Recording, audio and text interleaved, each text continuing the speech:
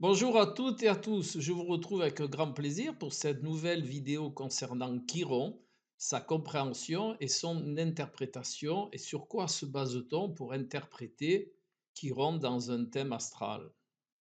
Chiron a été mis à jour en 1977, donc on n'a pas énormément de recul, il n'y a pas d'études réalisées sur un grand nombre de cas pour avoir une perception plus large. Chiron est un centaure qui avait beaucoup de dons, la médecine, le tir à l'arc, il avait beaucoup de connaissances, il avait une forme de sagesse et était plutôt un gentil centaure. La spécificité de Chiron, c'est que comparé aux autres centaures, il était immortel. Donc je ne vais pas vous raconter tout le mythe, mais je vais essayer de vous donner la quintessence de ma perception.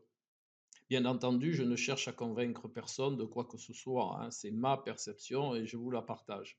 De ce fait aussi, j'en profite pour vous, heu, pour vous faire part, si vous voulez vous initier à l'astrologie, au symbolisme, aux oracles symboliques, au tarot de Marseille, à la numérologie symbolique, aux voies initiatiques, que vous désiriez une consultation sur tous ces sujets-là, eh bien vous avez mon adresse dans le descriptif de la vidéo. Donc le mythe de Chiron est important à plusieurs points. Premier point, il est immortel. Deuxième point, il a une forme de sagesse. Troisième point, il a été blessé au genou par une flèche appartenant à Hercule qui était elle-même enduite d'un poison qui était issu de l'hydre de Lerne. Bien entendu, ce poison est non guérissable.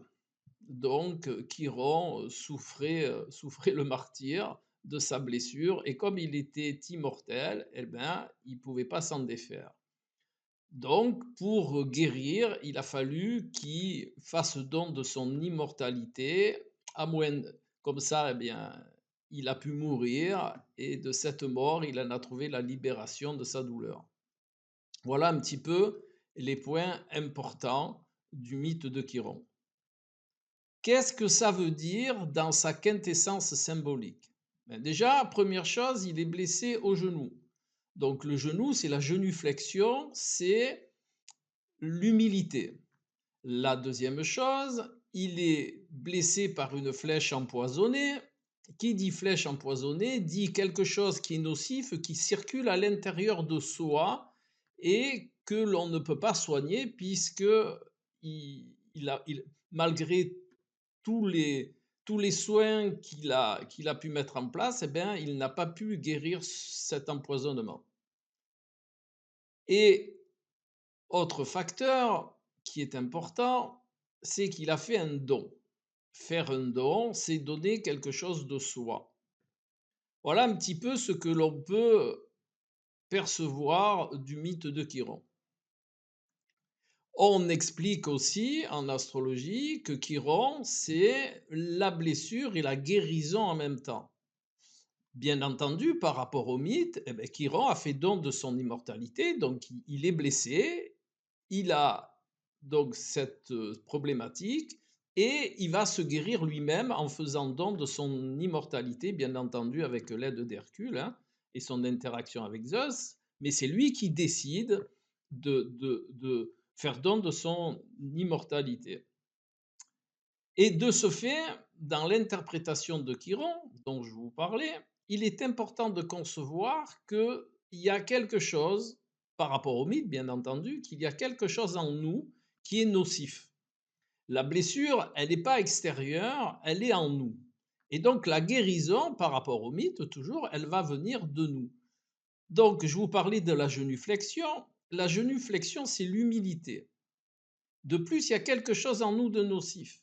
Eh bien, la, la, la synthèse, elle est toute simple.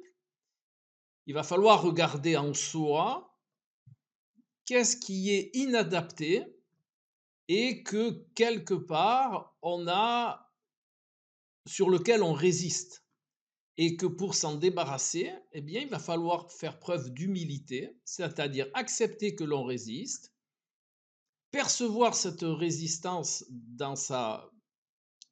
sous la forme sur laquelle elle se présente, qu'elle soit contextuelle, psychologique, émotionnelle ou tout autre, et vraiment l'accueillir, hein. L'humilité, ça veut dire accueillir que je résiste, et de par cet accueil, eh bien, je vais pouvoir entrer dans la non-résistance, et la non-résistance va engendrer la guérison.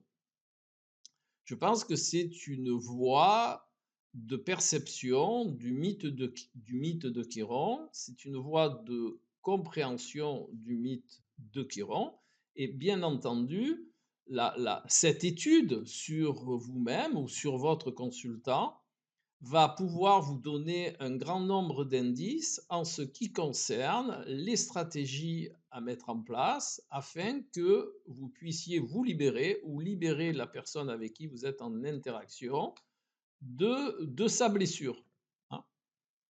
Maintenant, revenons un petit peu à l'immortalité. Pourquoi Chiron fait don de son immortalité afin de guérir?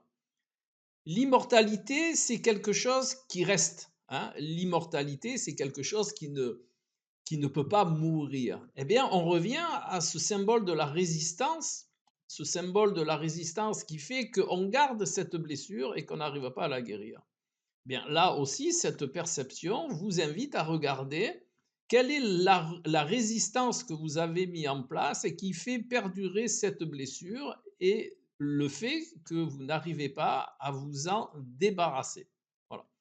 Eh bien, si vous intégrez et si vous percevez cette quintessence des différents points du mythe de Chiron, eh bien, vous comprendrez plus aisément ce symbole de blessure et de guérison.